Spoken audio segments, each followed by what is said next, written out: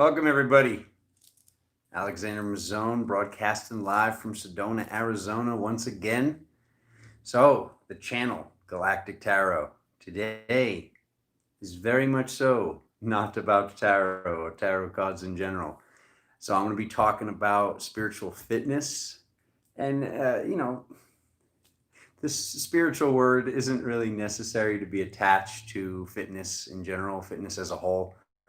I just really wanted to, talk about what my processes have been over the year, talk about a lot of things that are not understood because we don't stand under anyone.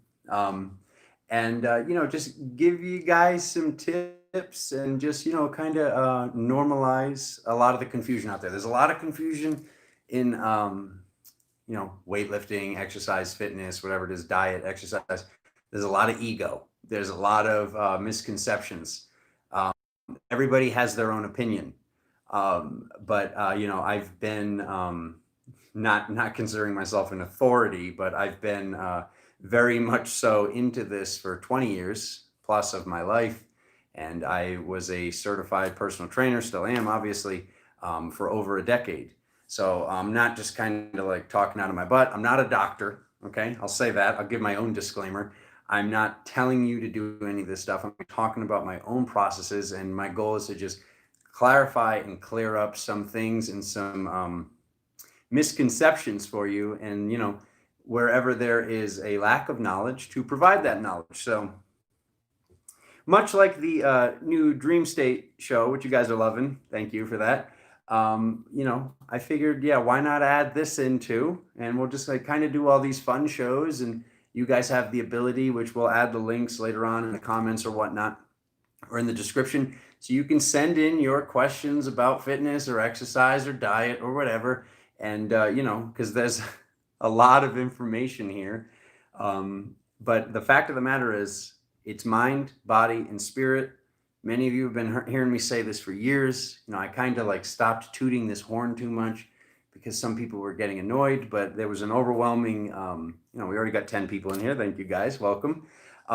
There was an overwhelming amount of people saying, yeah, get back into it. And then there was also people telling me like, you know so much about this. It's helped me. Why not? Like, you're like wasting this information by having this information and not giving it to people. It's kind of like sacrilege. And I was like, bro, you're right. To my brother out there, you know who I'm talking about. So here I am.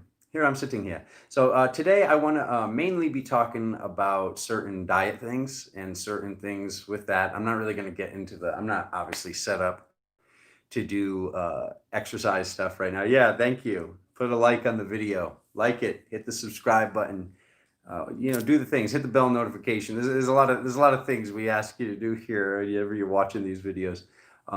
Thank you. I appreciate that. Thank you for reminding me.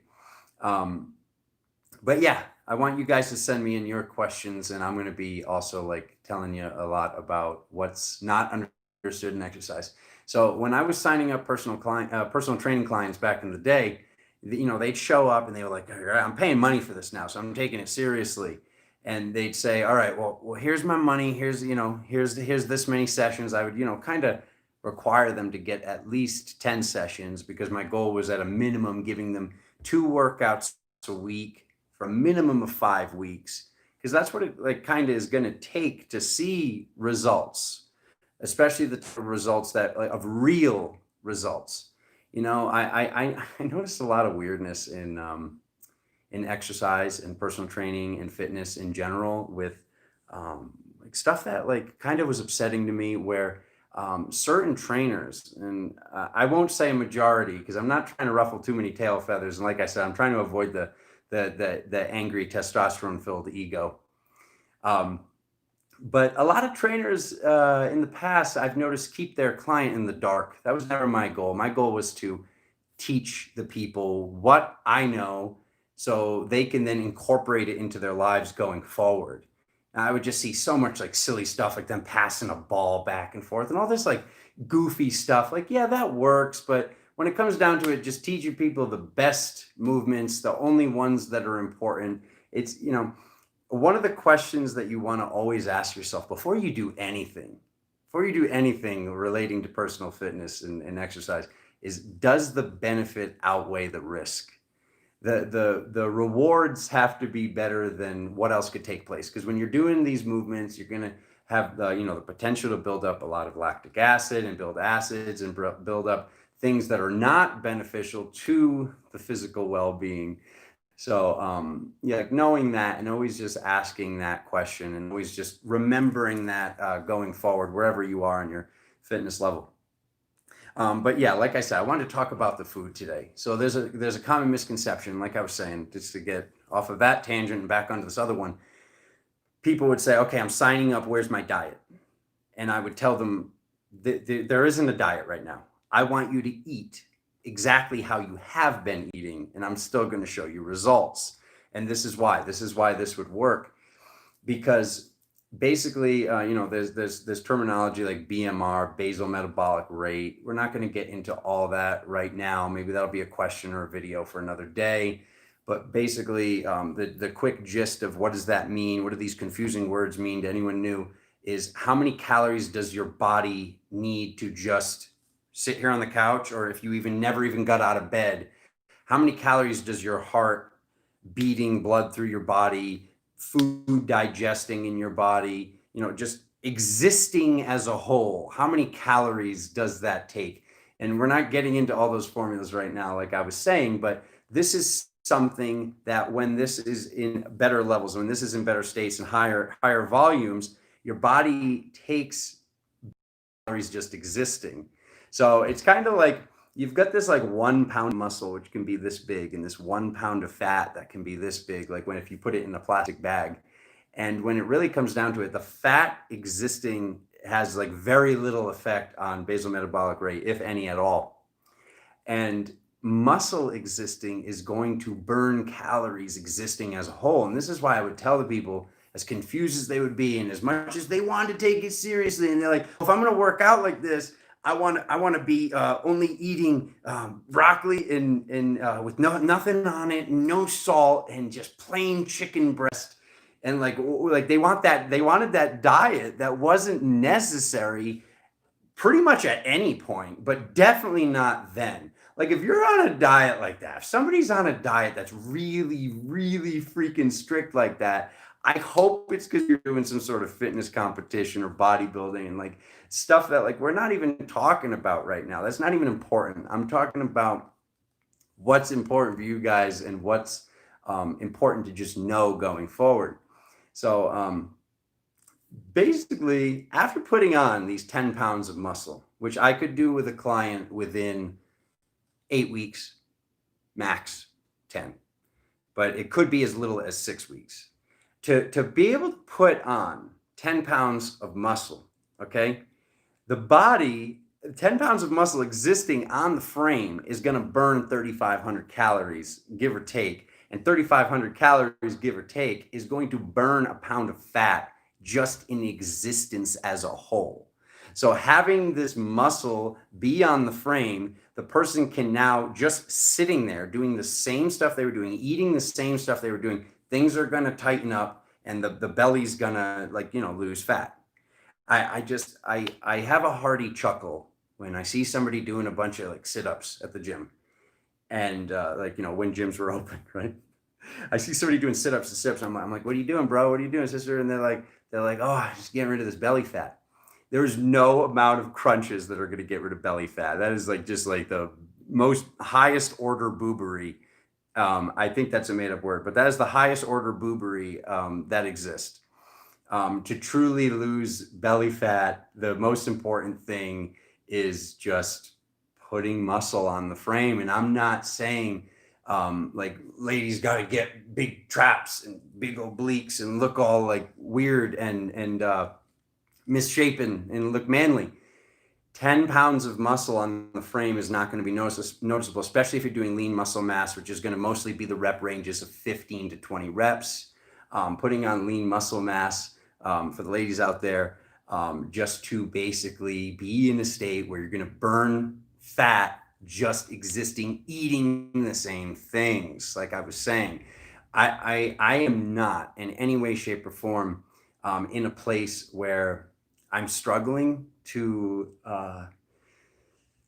like basically like eating really, really plain, eating really, really boring. Like if people saw the way I was eating every meal I eat, and I'm not saying you should be doing what I'm doing. You know, I've been working at like where I am for years. Like everybody's at their own personal place, and it's difficult for me from sitting in here talking to the entire world to let you know what you should be doing. But just to let you know where you can be, I'm in a place where I stay lean because of my metabolism, and I'm literally like eating dark chocolate after every meal.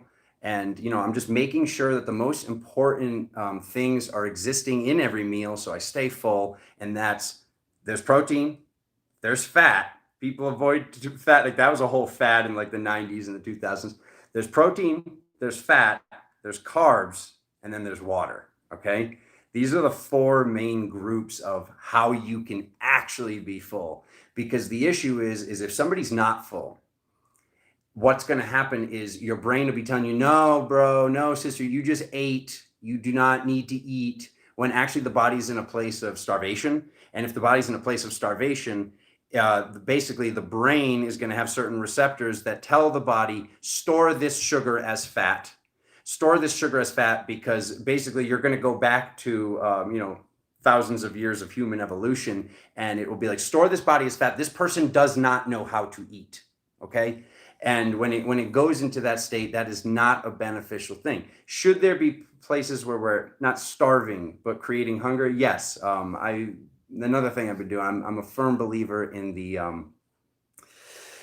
intermittent fasting. Okay, I come December, it's been 2 years of doing a minimum of a 16-hour fast. I mean, obviously, some of you get up early, you work certain jobs where this becomes much more difficult, and like you gotta. It's not impossible. I'll say that it's not impossible, but working certain jobs, like even like many I drove across the country to see family for the summer, and then I drove back. When I was on those like waking up at weird hours out of hotels and waking up early, I was lucky if I could do a 14-hour fast. Like, so those days it was definitely missing.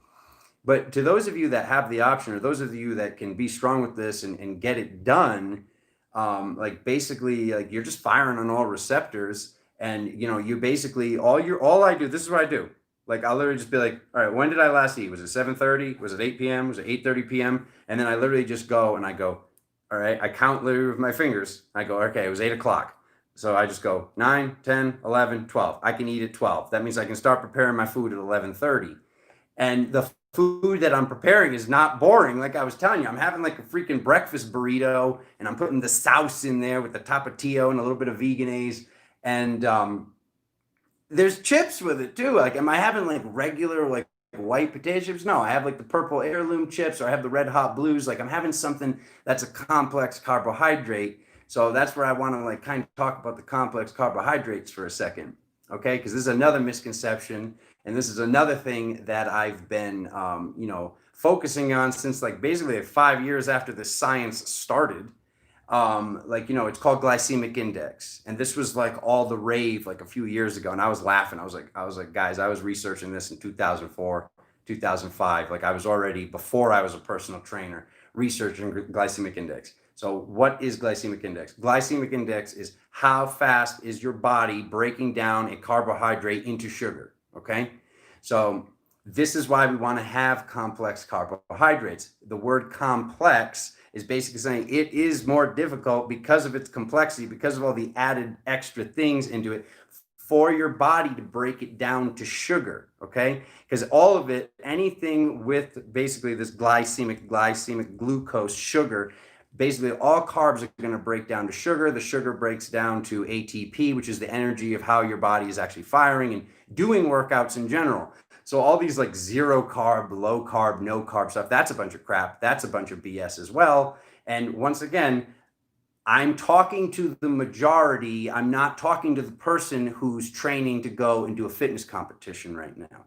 Okay, I'm talking to the whole of just the misconception, just to say that another time before I get triggered comments in the comments. Which, please comment. I want to hear what you guys have to say. But and love you guys. But anyways, so here's the thing. I used to once Planet Fitness started off, And basically people would they'd be like, well, what the heck, on Mondays they're giving people a piece of pizza. Like, what the heck? Like, people just worked out so hard, what the heck are they going to do with a slice of pizza after they just worked out? But this is what's comical. That's the time where your body can have this stuff that you consider a cheat meal, and this is why. All right. What is a complex carbohydrate? A complex carbohydrate is something that your body's going to have to burn more calories to turn it into sugar, to turn it into energy and ATP. Your body's going to take more time to process this, to turn it into energy. Okay. So now, if your body just worked out, and some people are working out too hard and to the point of exhaustion, if your body just worked out and worked out and worked out, and now you're at this point where you're going to like, oh, I worked out. I did. I'm going to go home and have just a salad. Wrong. I'm going to go home and have sweet potatoes. Wrong. And I'm not saying you shouldn't do that for certain people, but here's the deal. Here's what's actually happening, like, in your body. You just worked and worked and worked and worked and did all this weight training, and your body's exhausted. Your body needs energy. Your body needs you to put the ATP back in there. How do you put the ATP back in there? I'm not telling you to straight up just eat a bowl of sugar, okay? But there is certain things with having these white carbs, these like that white rice, that piece of pizza, that piece of candy, or whatever the heck it is, where I'm not saying it's good for you, but it's better for you if you crave that stuff. Don't lose your mind. You don't have to be in the state of, I had to give up this and this and this to hit this fitness goal. You don't have to give up anything till you've hit a plateau that you've been at for weeks, and that's it. You don't have to give up anything that you crave. I mean, you can literally get your body to a state where you can have the proper amount of ice cream every single day and still be losing weight. And I know that's going to trigger some people out there, but that's a fact. And I've lived that and I've done that. And it's just all about amounts. Once again, they don't make them anymore, but I literally, I should have been sponsored by Trader Joe's at one point. They had a little piece of, I'm not putting up Illuminati symbol right now. A little triangle. There was a little triangle of blueberry cheesecake on a stick. Okay. And I don't know if you guys remember this. It was literally like it was a box. It was a purple box, and there were blueberry cheesecakes on a stick. I got freaking diced on them. Okay. Like, way more shredded than I've ever been, but almost to a place where I didn't look healthy. But like, I was like, training for certain fitness goals, being a personal trainer and wanting to hit certain goals that I set for myself. And I was eating one of these blueberry cheesecake pieces every night because it was like, it was like 70 calories and a little bit of sugar. And I have a sweet tooth, I grew up, I'm an Italian kid. I freaking, it would be like pasta and pasta or Romano cheese, and then like just chocolate afterwards. Like, where's the protein, bro? The meatballs. Just kid. But anyways, so, I learned this stuff, I figured this stuff, and then I practiced this stuff because I've been intuitively eating for years, literally to the point where last year, when I was like, let me just check my basal metabolic rate, let me just check my BMR.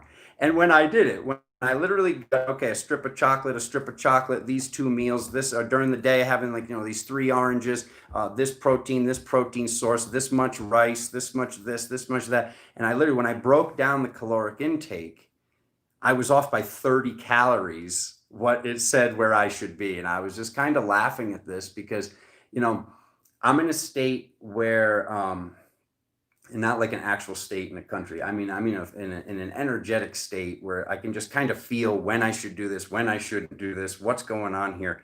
And basically, what am I getting at here? With doing this, with being habitual, okay? This is the only way for me. All right. So like, most people would lose their mind with my sense of willpower and what I do. But what I'll tell you is this.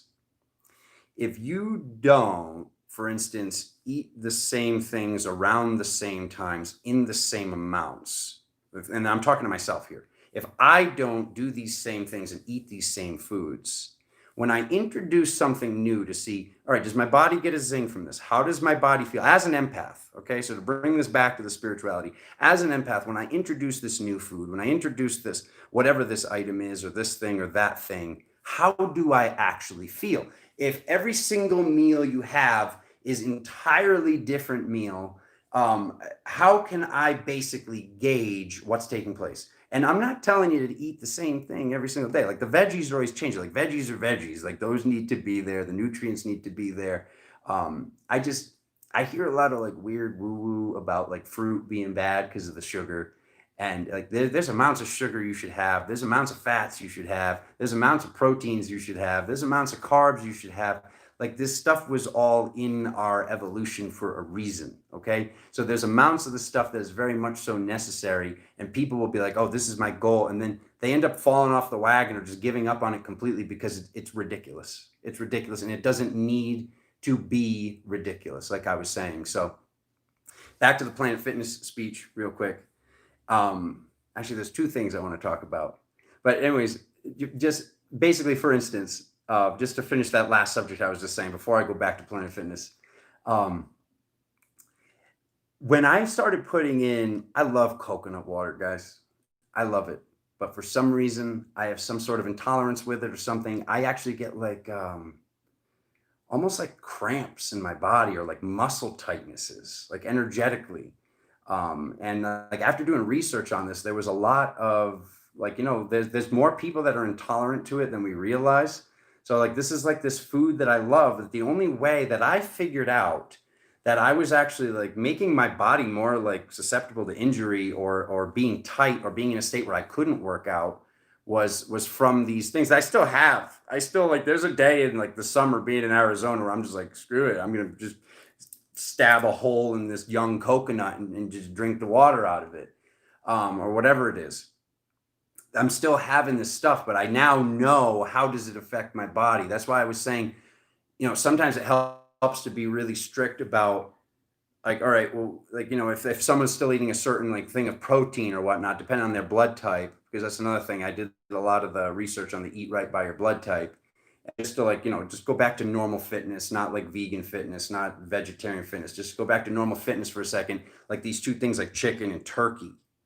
Like some people will eat turkey and like they'll feel lethargic and they'll feel weird afterwards. And then some people feel chicken and that doesn't agree with them. So for somebody to just sit there and just write a diet for somebody when we all are basically our own different flavor of ice cream, it doesn't make sense. It doesn't make sense. It makes sense for the person to be like, okay, I'm craving this, or spirit's telling me I need this, whether it's a bone broth or whether it's like occasional egg. Being too strict with any particular type of diet is not good. It's not good. I see people and their faces look emaciated and things just look weird. And I'm not slapping or smacking the vegan diets whatsoever. I'm saying that there is an occasional time where I see somebody that's like maybe an O blood type and they're not having certain enzymes that just they need. They're a hunter gatherer and they need this stuff. So maybe the vegan is better for an AB blood type, or maybe it's better for this blood type or that blood type. And I'm not saying that we all can't do it. I mean, I did it gaining muscle and stayed to it to the degree, never had a piece of cheese, gave up my Romano cheese. I did it for a year and a half straight and still put muscle on. And you guys, a lot of you were there for that. But it got to a time and a place, to be honest with you, where spirit was like, you got to start putting some bone broth in or something. And when I put the bone broth back in, the place closed, unfortunately, but the Paleo Brio place, when I had the bone broth, I literally was just like, oh my God, I felt like I could just like run through a freaking slab of drywall. Like I felt like an immovable object. And it was just like, that was when I started communicating. I was like, what's going on here? I'm not supposed to start eating meat again. Like what's happening? And like spirit was basically just like, you got to have like at least something like this bone broth at a minimum of once a month. And there would be times where 6 months would go by and it like the thought of it turned my stomach and made me nauseous. I wouldn't have it. And I would just still like, it's literally the most comical thing is my angelic aspect telling me you got to have some of this bone broth. And I'm like, yeah, I know. And then I do it and like, I'd feel better. And then like, you'd have whatever cravings or whatever. It's a whole freaking journey. But just to go back, we'll go back to Planet Fitness. I'm not just sitting here talking about me. So we go back to Planet Fitness. And like I said, people would think it was comical when the pizza was there. Or like, there was like pizza on one day and like bagels on the bagels are just crap, in general. There's nothing good about a bagel. I'm just gonna be honest with you. But the one slice of pizza. Now, if somebody had some sort of protein powder that was like fast acting or even just regular, like normal speed moving protein powder. If the person had this piece of pizza, or maybe half of that piece of pizza, what's going to happen is your body's going to very quickly be able to break this down to sugar, because it pretty much already is sugar, and it breaks it down to sugar. And then what would happen is the veins would actually become more vascular. You'd get like, what would be called a pump, which some people, like depending on their fitness level, they wouldn't be able to see this pump. But what's actually going to happen is now, boom, the veins go wider, the sugar starts rushing through the bloodstream. And when the sugar starts to rush through the bloodstream, it's carrying the protein to go repair the muscles, to go get to where it needs to be faster, is what I'm getting at. And this is basically now using glycemic index in the proper times in your workout. So if people are in a place where they're eating in a very strict manner because they have certain fitness goals, there are times where it's like they say, oh, a cheat meal or whatever. And or even funnier, I'd hear people say a cheat day. There's no such thing as a cheat day. If there's going to be a cheat meal, the best places to put it is after a workout, especially when training with weight training. And that's probably all a subject for another day. But look at this thing, okay? By the way, I picked up one of my new bracelets with this on Instagram. I don't know if you guys caught that, but I was like, is this going to work? And I lifted this 25-pound kettlebell with a bracelet. So yeah, that's what I'm working on over here. But a kettlebell in general, like what this does and how epic this is. This is like old school Russian military tech. I'll call it tech. And it's basically a cannonball with a handle attached to it. But this is something that you guys can get at your house if you're in a place where, like, the situation, I call it the situation still has your gym closed. This is an excellent place to be. This is an excellent place to start. And this is an excellent thing, regardless of your fitness level. If you haven't been doing this, to add into your workout routines. I mean, there's been people with like 1,000-pound deadlifts, like crazy fitness athletes, that when they start incorporating the kettlebell into what they do, they finally get through that hurdle. They finally get through that place, because what's happening, like, for like the swing, for example, you swing and the weight comes up, okay? The weight comes up through inertia, almost like when you picture water in a bucket, and the weight comes up, and what's happening is the core and the abs have to tighten because the weight's trying to pull you forward. So you're working all these stabilizers and neutralizing muscles that you can't lift in any other way. Like, you can go throw 225 pounds on a squat, but that doesn't really matter if you're not going to be hitting all these muscle fibers that are very important to hit. And it's called the core for a reason. What is a core? You go look up the definition of the core. It says the center most important piece. What is your actual abdominal core? Okay, because this is like, you want to fill up a room. Back in the day, you want to just write down a few words on a board and have everybody show up and give you money. It would be like butts and guts. People want to know, the ladies want to know how to get their butt bigger. They want to know how to get their stomach flatter. And like, this is like, a lot of that is honestly just a scam in general, because it's like to truly get the gut slimmer, to truly get the gut stronger. Like I said, the core, you have a vertebrae in there, and then just a bunch of organs and muscles. Everywhere else, there's bones. There's mass where most of it's bones. And now you have this center piece, this like muscular cumberbund, the transverse abdominis, where it's all just muscle holding, and then just like literally spinal cord, like if you picture the skeleton.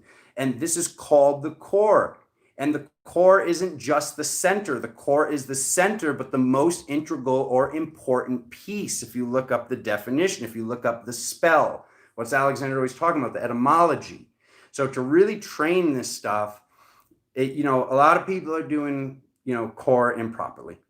A lot of people, most people are doing abs improperly, and it's all hip flexors down the leg. It's a lot of leg muscle, and they think they're doing abs. They're not. A proper plank at whatever level that you're at, working actually the transverse abdominis itself, is what's most important. I can't even tell you how many times I would see people in the gym getting injured, or they're complaining about their knee. Oh, my knee hurts from squatting. My back hurts from deadlifting. Deadlifts do not hurt your back. A weak core hurts your back, okay? Because what's actually happening is, regardless of what workout you're doing, whether you have back squats or front squats or what's going on, whatever side is having to flex and tighten to stabilize your core, it's the opposite side that somehow, sometimes, not somehow, sometimes being overworked. And when people aren't paying attention to their core as they're going down to do these squats, like this will happen. Like instead of them just keeping it up and being able to hold it up, there's like this, like as they're going up, this like dip, and it's like that's what's actually bothering the hip or the oblique that feels like it's the lower back, when the lower back isn't even being bothered at all. And that's because the hips are being overloaded, because the abs, the rectus abdominis and the transverse abdominis are just weak. They're just weak in general. So like actually doing this stuff properly, and like I know I said I wasn't going to talk about the actual exercises in general, but just to actually let you know how to fully activate the rectus abdominis, fully activate the abs. The hips need to be like, so you picture you're making a sandwich, okay? To make the sandwich, the hips need to be each piece of bread on each side of the sandwich, okay? So to really start a crunch properly, your hips need to start the motion by supinating, by going forward. So the hips go forward, then the crunch happens, then you go back, then the hips go back.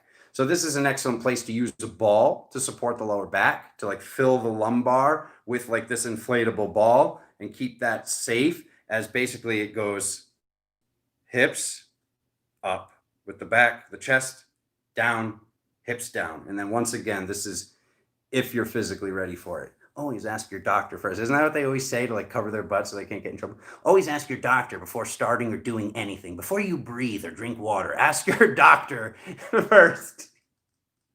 Anyways, so that's how you're fully going to activate your abs. Like I see so much like silly stuff throughout my life in fitness. It's just ridiculous.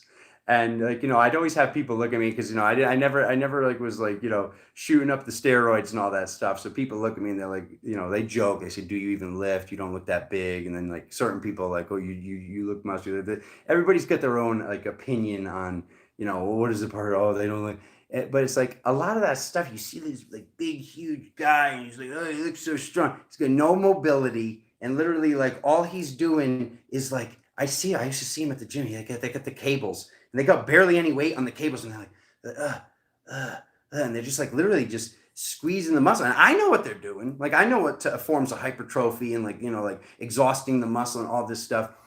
None of that's really important. That's why I was bringing up the kettlebell. Okay. That's that person's physical goal. And if they're trained to be a bodybuilder, that's what you're supposed to do. And good for you if you're doing it all natural, and good for you if you're not, regardless. Like I'm not here to jock and make fun of somebody's personal life. I'm not doing that. I'm just saying there's a lot of misconceptions, and you guys some of you might want this information. It's not necessary or vital, but it can be at the same time, because like I said, if you have mind and you have spirit, okay, there's a third. Where you see all these memes, you see all these GIFs, you see all these things that say mind, body, spirit, but then I just hear people using their mind and meditating or using spirit or, doing this thing. And it's like, I'm not going to sit here and jock yoga either. Yoga is not kettlebell training. Okay. I'm just going to say that. Yoga is body, but it's almost like more mind and spirit. And I'm not trying to trigger people once again. I'm giving you Alexander's personal opinion, but here's the thing. When you have mind, and you have spirit, and you have body, you now have, oh, there he goes again. He says, I'm not doing this on purpose. Why are you freaking Illuminati? You got to steal a pyramid. Get out of here. I'm showing the pyramid. Okay, so you've got a triangle. Now you've enclosed space. If you have mind and spirit, you have a line. You're adding 2 lines by just adding this third thing. And this third thing is how your soul is actually incarnated into this realm. It might be more important than people are letting on in certain circles and certain groups. And when it comes down to it, when you're producing this stuff, when you're doing these workouts, when you see your face in the mirror all red, whether you're a guy or whether you're a gal, that means that your body's producing testosterone. So now some women might be hearing testosterone and be like, well, Alexander, isn't it like estrogen for me? Why would I want testosterone? But when it comes down to it, it's this testosterone. When you're seeing that red, when you do that really tough set and you push and your skin gets red, that's the goal. That's the real goal through the main movements, the main lifts, the ones that are most important, like that full squat below parallel, or if your body's ready to do that. That kettlebell swing, when you're seeing that red, your body's producing testosterone. That testosterone is what's going to actually burn fat, eat up fat, get your body into this thermogenic state where it's burning calories after the workout. You're not even doing anything.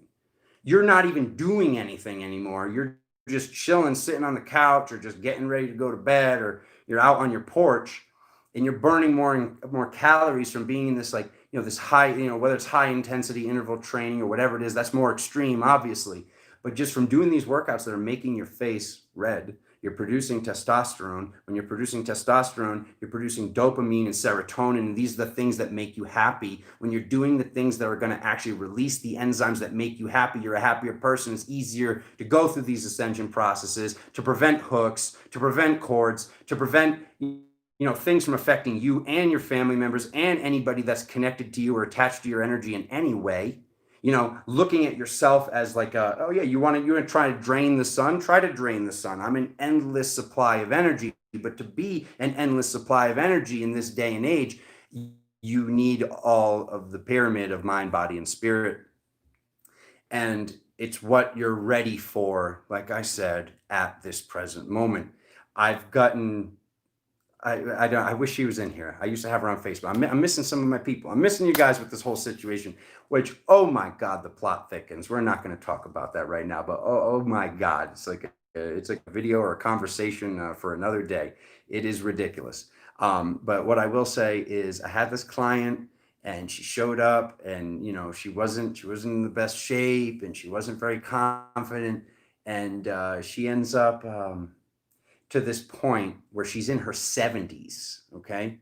And she's I won't say her name, but I love her so much. And some of you have seen her comment on my stuff, because she's still pays attention to me and my life. But basically, this lovely, beautiful woman ends up getting to the point where, when I was personal training at Bally's, she actually was connected with somebody. One of the regional managers was like, "She's how old?" She's like, "What?" Because like she ended up like shaped like a freaking hourglass, and she's got all these like younger guys after her and all this crazy stuff. And I got her to this point. She was actually my first client, and I got her to this point of just like like having her pay attention to stuff. She ended up like doing some stuff that's like crazy, like absolutely crazy, like heavyweight stuff. And she ended up getting to this point, and it didn't make her big and bulky. It made her shaped like an hourglass, and they wanted to put her in a commercial. Bally's was going to put her in a commercial at one point, and it was so funny because it was like, no offense to that lady if she's watching right now, but it was like, some years later, because Bally's ended up actually like going bankrupt, and that was a whole zoo in itself. Like, magically within a few months away from each other, a whole bunch of gyms are burning down. We're not going to talk about that conspiracy theory right now, but whatever. Anyways, this ended up not happening, but it was like years later, there was a Gold's Gym commercial, and there was this woman. She was in her 60s, and she's like, "I look like this, and now I look like this now." I promise you, this client I had, it was bar none. She's another 10 years older than her, and she looked insane at her max, at her best. Like flat stomach, like I said, shaped like an hourglass. So there's not an age or fit, like, obviously, due to certain things that could have taken place during people's lives, there can be a situation where they, this information might not be really important other than the nutritional stuff. But I'm a firm believer, like, if the person was like in front of me or in front of the proper trainer or whatnot, there's always something they could be doing. Maybe it's like sitting on a couch with a freaking rubber band or something. But a lot of times people get it stuck in their head. Oh, I can't do that. Oh, that hurts my back. Oh, that does this. When really, in actuality, in reality as a whole, strengthening the core, and there's ways to strengthen the core, and then doing this, and then avoiding a sedentary lifestyle, and then not sitting as much, so you're not shortening your hamstrings, and standing more maybe to be on your computer or something like that. There's so many things you can be doing to take things to the next level and incorporate your body more, or just maybe even just taking like a quick eighth of a mile, quarter mile walk after dinner. There's so much that people can be doing to shift their lives for the better, and to be able to do this stuff to get themselves to the place where they can be producing this dopamine and serotonin, because this is what's actually going to lead to an easier and more active spiritual life. Okay, when Alexander first started having his visions and thought he was losing his mind, okay, when he first started seeing like gigantic 13-foot tall female barbarian versions of himself in his mind's eye. And literally, like, people in the gym, I worked out in the hood. Like, it was like, I don't know if anybody from here is from Rhode Island or nearby, but I was working out in Pawtucket, Rhode Island. These people thought I was crazy.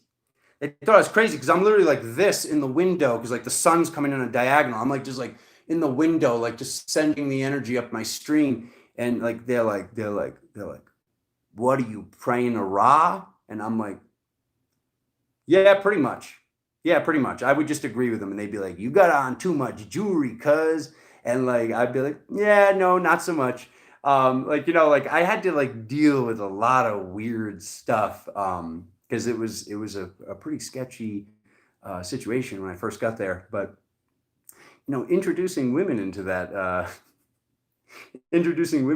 that place was pretty epic in itself because it was almost like some of these guys were like, "Oh, I can't act like that anymore. There's a lady here now." So it like kind of like changed the entire mentality of the gym as a whole, which I'm not here to talk about that either. I just wanted to kind of get the beginning facets and points of this information out. And obviously, I can talk about this stuff for days. We're at 41 minutes, and I feel like I've barely even scratched the surface. So my goal, like the Dream State Show, is to have you guys like send in your questions, your comments, or basically like send them to the email and be able to like overlook the questions and see which ones are the most important to be answered and which ones I feel that people can benefit the most from, because obviously like sometimes whenever I say, oh, send in your questions, a lot of them come in, so I can't obviously get to all of them. But obviously, my goal is for you guys, anything that's been confusing to you, to clarify it and just let you know things don't have to be as strict as you realize. And also let you know you might have some limiting belief structures that are preventing you from doing certain things that could be very beneficial to your life. Very, and very is an understatement. Okay, but a lot of times I hear people, oh, I can't do that. You're absolutely right. If you tell yourself you can't do anything, then you never will be able to. If you tell yourself that you're going to try, then you can try for the rest of this lifetime and maybe the lifetime after that. But when something is going on, when we find something, when we find a limiting thought structure, when we find something that needs forgiveness, when we find something that needs healing, when we find something that needs power, when we put it into a state of dissolving, or basically setting it into a place where our belief structure can wrap itself around the possibility of this thing, that's what's most important. And that's all really what is my goal today, is you, basically anybody who can get that from this, to wrap your consciousness around the possibility of maybe I don't need to limit, maybe I don't need to be so firm in this belief structure, and maybe even this completely unrelated thing to exercise, I can dissolve this.